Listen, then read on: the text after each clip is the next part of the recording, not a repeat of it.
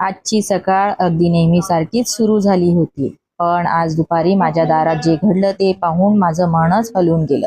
नमस्कार, वेलकम आहे माझ्या मिनी ब्लॉगमध्ये. आजचा दिवस माझ्यासाठी खूप खास आणि थोडासा भावनिकही ठरला. माझी सकाळ नेहमीप्रमाणे सुरू झाली. लवकर उठले आणि नेहमीप्रमाणे वर्कआउटला गेले. वर्कआउट केल्यानंतर जी फ्रेश फील येते ती खूपच छान असते.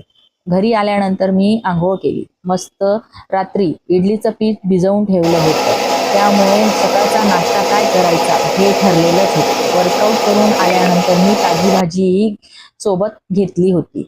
मग सुरू झाली माझी स्वयंपाकाची धावपळ. गरम गरम मऊ इडल्या बनवल्या, सोबत छान सांबर आणि चटणीही तयार केली. दिवसभर त्या सुगंधाने एकदम पॉझिटिव्ह वातावरण तयार झालं. नंतर देवपूजाही केली आणि मिस्टरांसाठी चहाही ठेवला. त्यांनी प्रेमाने नाश्ता केला. इडली, सांबर, चटणी, गरम गरम चहा, तेही खुश झाले. नंतर माझा छोटा मुलगा माझ्यासोबतच शाळेला गेला होता आणि मोठा मुलगा कॉलेजला पेपरासाठी निघाला. घरात फक्त मी आणि आमचा टायसन होतो.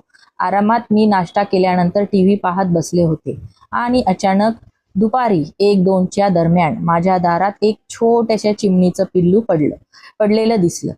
आमच्या लॉबीमध्ये फॉल सिलिंग मध्ये चिमणीचं घरटं आहे. तिथं तिने 2 पिलं दिली आहेत आणि त्यातलं एक खाली पडलं.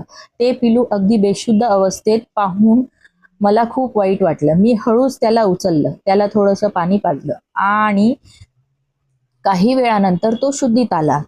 तोपर्यंत आमचा टायसन खूप उत्सुकतेने त्याच्याकडे बघत होता.